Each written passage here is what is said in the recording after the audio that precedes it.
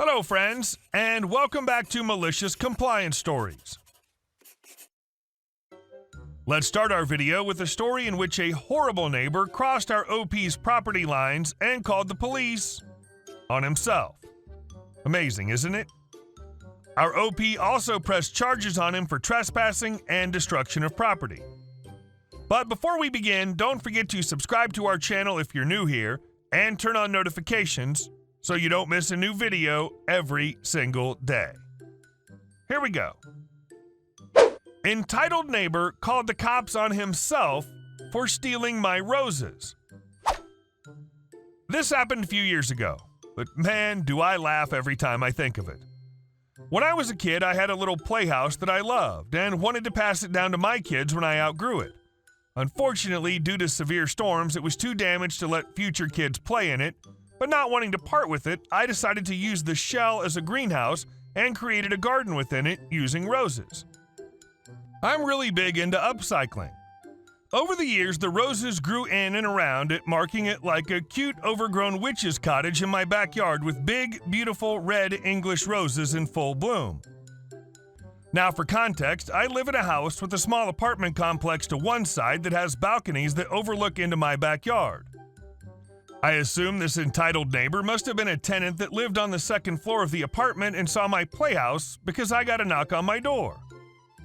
Ian: Hi, I saw your roses are in bloom and they're so beautiful. I'm very proud of my creation, so naturally I thanked him, answered a few questions about how I took care of them, thinking he'd maybe want to grow some himself, but he just stood there, smiling. Me: Is there anything else you'd like to know? Ian: Well, I was hoping I could have some to make a bouquet for my wife. Me: Oh, no, sorry, I worked hard on them and don't feel comfortable cutting them unless I'm pruning for basic upkeep. He seemed to understand this, thanked me for my time, and went back to his apartment. I didn't think anything of it after that until later in the day when I got home from school. I was a teen in high school when this happened, and saw him in my backyard haphazardly cutting the heads of my roses.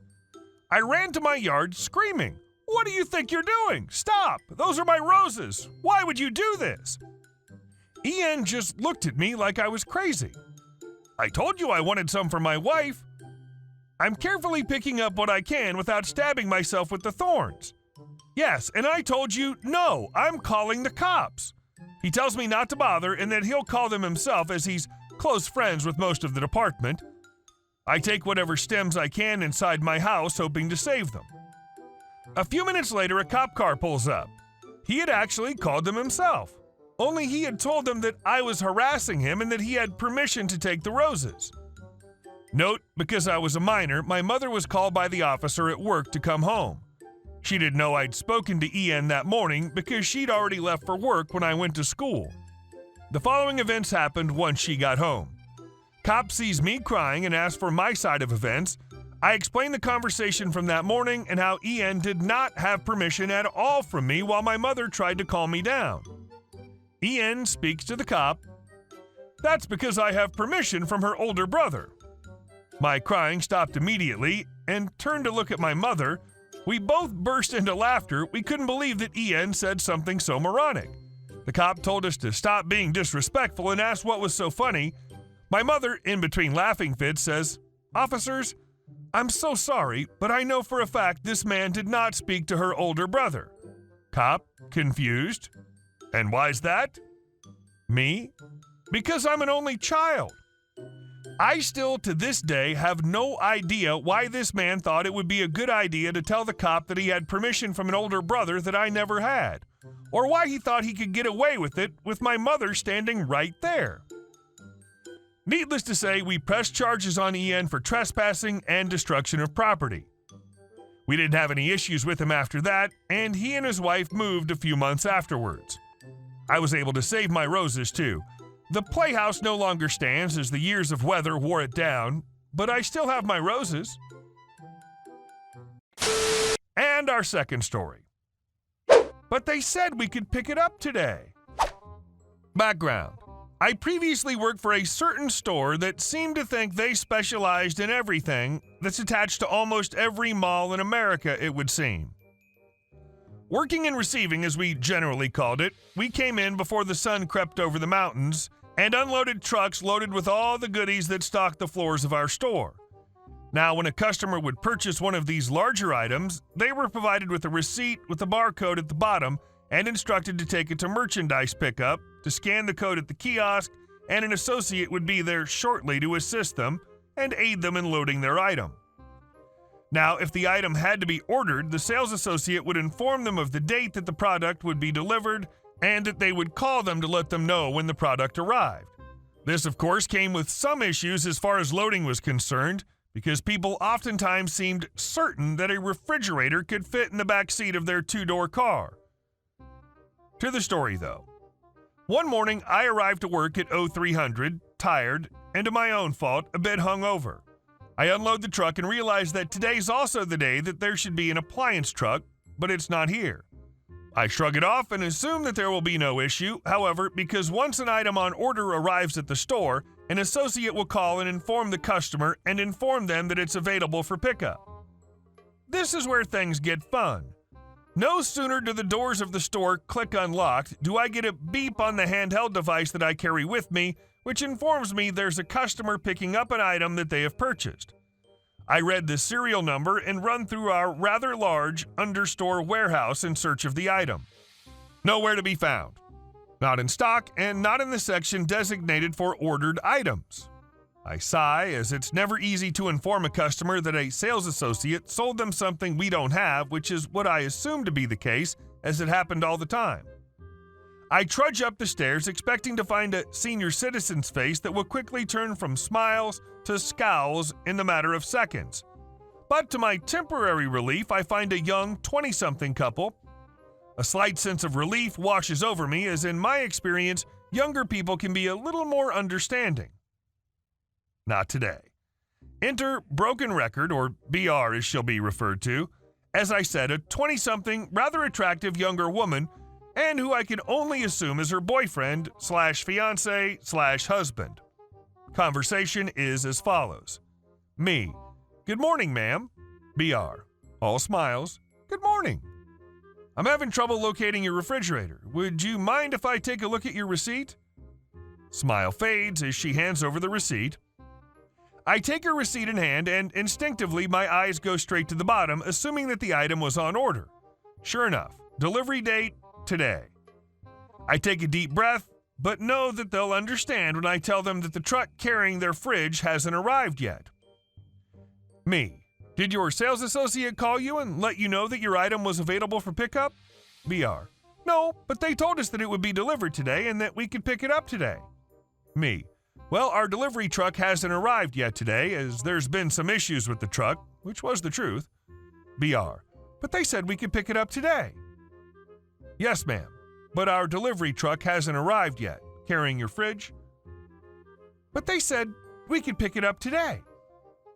"Yes, I understand that, and you can once the truck arrives and we've unloaded it." "But they said we could pick it up today." "Yes, ma'am, you can once the truck arrives." "But they said we could pick it up today."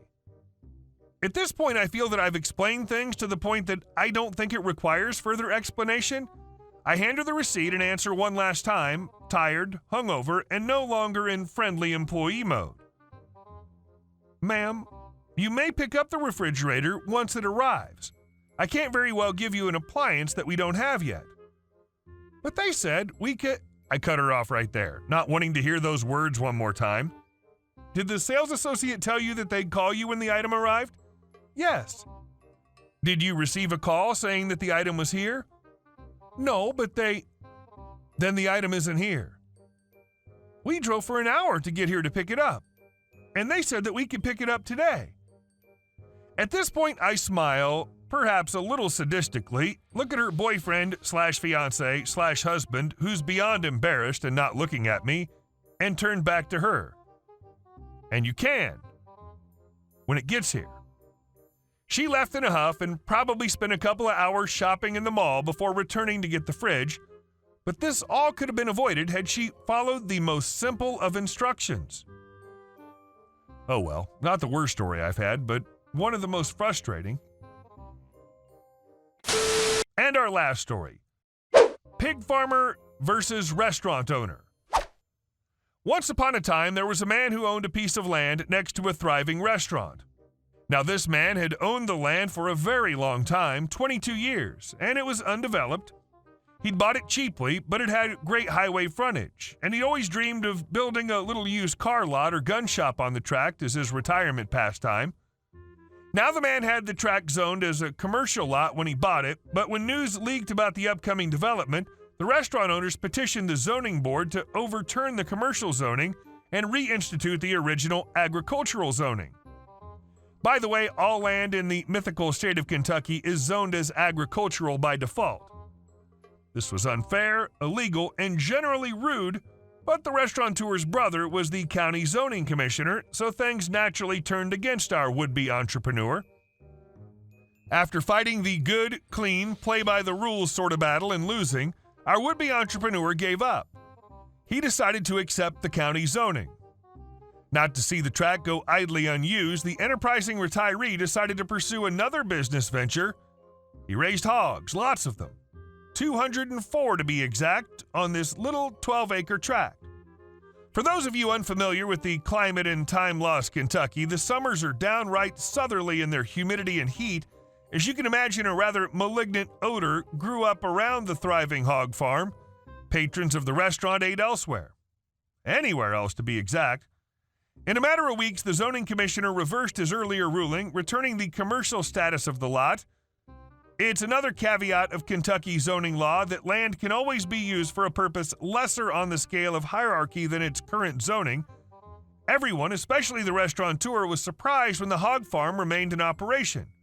Nothing, not even substantial financial offers, could convince the new farmer to quit his now beloved occupation. Exactly 3 months and 4 days after the opening of the hog farm, the restaurant closed its doors for good.